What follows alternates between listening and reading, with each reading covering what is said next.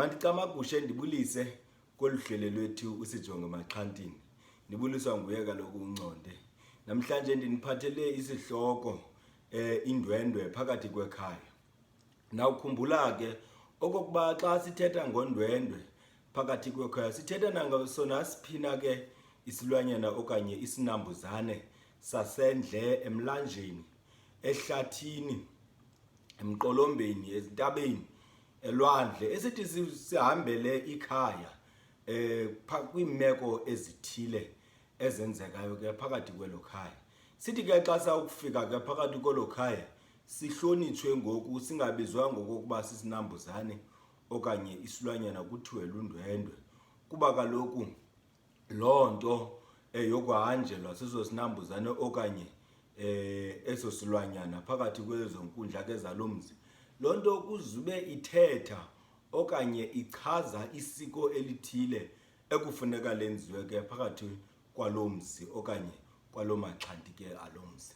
Ithi ke imeko yakuba njalo phakathi kwalo mzi okanye yakufikelwa lolo ndwendwe, usokhaya walo mzi okanye naye nawuphina umntu phakathi ke kwalo mzi onolungelo lokuchophela inyewe zelo khaya, uyakundwendwe uyakulahamba ke aluhoye ke undwendwe olo ngokokuba athethe nalo phakathi kwezo nkundla ke zelo khaya ngeemeko zokubonisa intlonipho nembeko, kuba kaloku loo nto ichaza okokuba abantu abadala iminyanya yelo khaya iyathetha.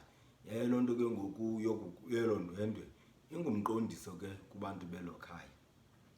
Uyakhumbula ke kuyenzeka ngamaxesha amaninzi okanye ngamaxesha amathile zahluke ke indwendwe ezihambela umzi ngokwesiko elo likhalelwayo ke phakathi ke komzi lowo. Kweminye imizi kuyakwenzeka okokuba bahanjelwe zimpukane zengethe, iinyosi ke ukutsho. Kweminye imizi bayakuhanjelwa ngudadobawo uNonkala. Kweminye imizi bayakuhanjelwa ngumhlekazi wasengetheni okanye wakomkhulu ke emlanjeni, emkhathweni apho bayohluka ke ngokubizwa kwabona ngokukangeleko yabo ke uxamke ukutsho. Kweminye imizi bayakuhanjelwa ngumhlekazi omkhulu, ixhego, ufudo. Kweminye imizi bayakuhanjelwa ke nazezinye ke izinambuzane, into ezifana ke namasele, into ezifana ke nembovane, into ezifana ke nonomanxezane, into ezifana ke neempukane, impukane ezisizaziyo, into ezifana neentubi. Kuyakwehluka ngokukhalelwa kwesiko kuloo mzi, ngokwenzeka kwesiganeko eso nesiko elo likhalelwayo. Kodwa kuthi kwakwenzeka ezo zinto, kweminye imizi bahanjelwe ngamahobohobo, iyakwazi uba zintaka. Komnye umzi iyakwazi okokuba bahanjelwe yintsikizi, komnye umzi bahanjelwe ngamahemu, komnye umzi bahanjelwe ngamalowa, komnye umzi bahanjelwe ngamasomi, njalo njalo. Ziyehluka, andinakuzibala ndizigqibe, kodwa ke ngalo lonke elo xesha ezo zinto kuzube ngalo lonke elo xesha zithetha, zinomqondiso eziwuchazayo ononxulumano ke kunye neminyanya. Kunqulo lwesintu ke kwindlela okanye kwimontlalo yethu yakwantu, ezo zinto ziyahlonipha kuba kaloku ziyahlonitshwa, kuba kaloku iminyanya le asiyiboni ngeliso lenyama. Ithi ke iveze intshukumo ezendalo okanye izinambuzane okanye izilwanyana zenze imikhuba okanye isimbo esithile esichaza okokuba ikhona le nto ingamanga kakuhle ke phakathi kwalo mzi. Kuthi ke kwakuba njalo phakathi kweenkundla zomzi okanye kwamaxhanti alo mzi, usokhaya aphakame alwamkele undwendwe olo.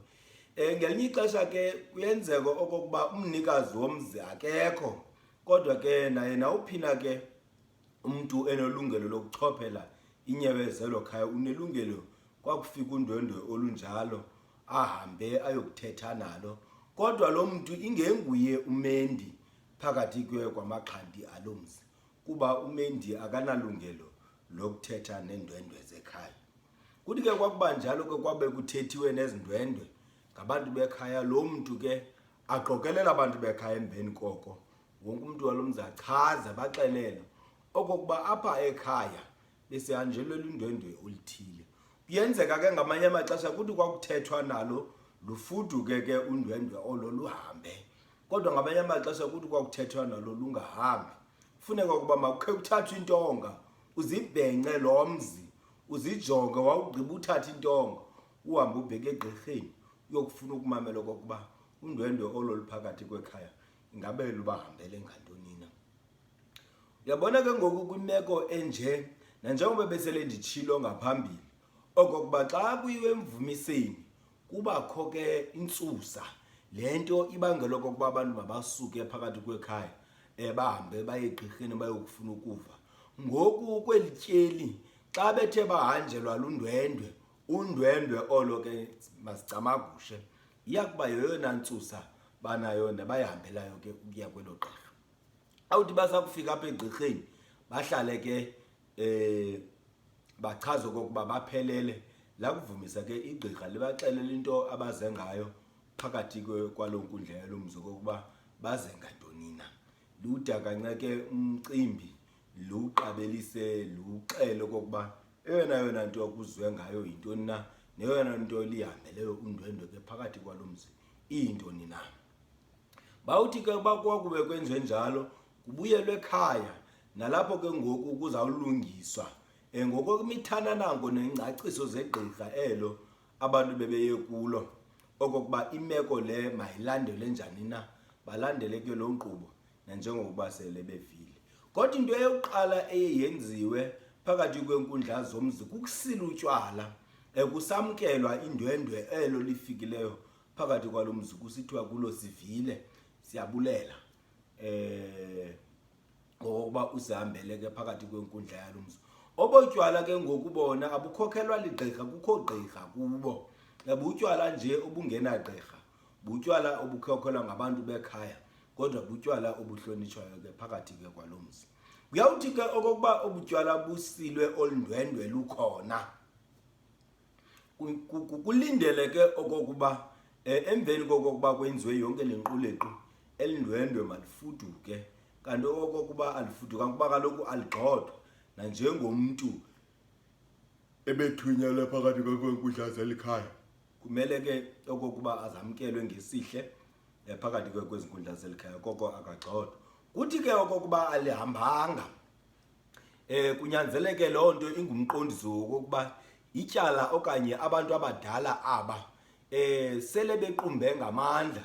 Kunyanzeleke okokuba ke kuthi ke okokuba lihleli olundwendwe, ngoku kweli tyeli lesibini likhululwe ke ngoku undwendwe. Kufuneka okokuba malikhululwe elundwendwe ngokokuba kusila utywala, ngokokuba kuxhelwe inkabi yebhokhwe, nalapho bazawukhokhelwa khona ligqirha liyochaza kule ndawo liphuma kuyo indwendwe okokuba abantu bekhaya bavile, bayalikhulula indwendwe, malibuyele apho livela khona. Ngokuqinisekileyo kweli tyeli liye lihambe indwendwe limke phakathi kwenkundla.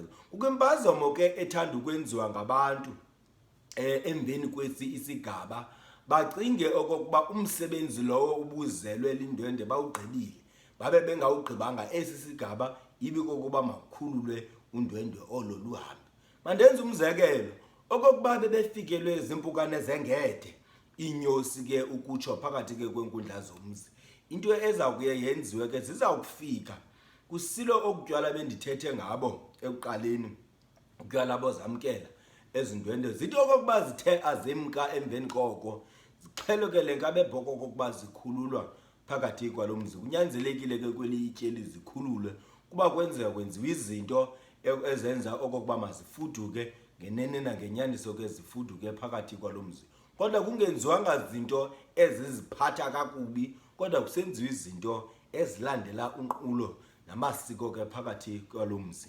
Kuyo yonke le nto okokuba ke ngoku kuba kusetyenzwa inyosi okanye elindwendwe, phamba kwenziwe nantoni na, phamba kubhekwe ebuhlani, kusoloko kuqalwa kulo, phamba kwenziwe nantoni na ke phakathi kweli khaya, kude kuyofikelela esiphelweni ke umcimbi lowo uchotsheleyo lelo khaya.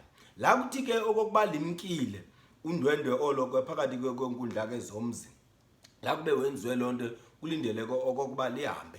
La uthi ke okokuba lemkile indwendwe ke phakathi kwenkundla zomzi, baqale ke ngoku abantu bekhaya okokuba mabalandele ke ngoku benze eli siko funeka belenzile nelilo elihanjelwe lundwendwe apho phakathi ke kwelo khaya.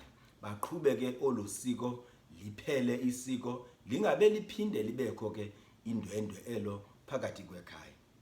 Uyakuqaphela ke ngokwahluka kwawo lamandwendwe sele ndiwabalile, ngelinye ixesha yaba zimbila, ngelinye ixesha yaba ziinyosi, ngelinye ixesha kanti yaba nguqamu, ngelinye ixesha iyaba zimbovane, ngelinye ixesha iyaba ziintubi.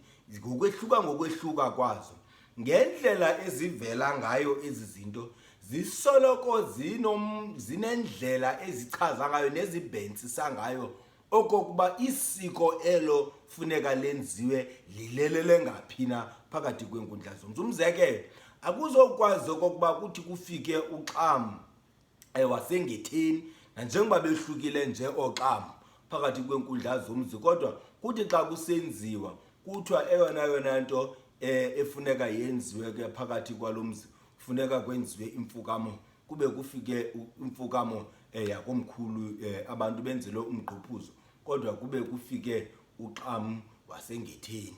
Ndizama ukuthi ke undwendwe olu lunomyalezo eluxelayo nalapho usingise khona umcimbi lo kufuneka uchotshelwe ngabantu bekhaya ngalo xesha ke lifike ngalo indwendwe. Kubalulekile ke nokokuba abantu xa besiya egqirheni baliqaphele okokuba undwendwe olu luphuma kweyiphina inkundla okanye inkalo ngokokuba luze apha phakathi kwekhaya.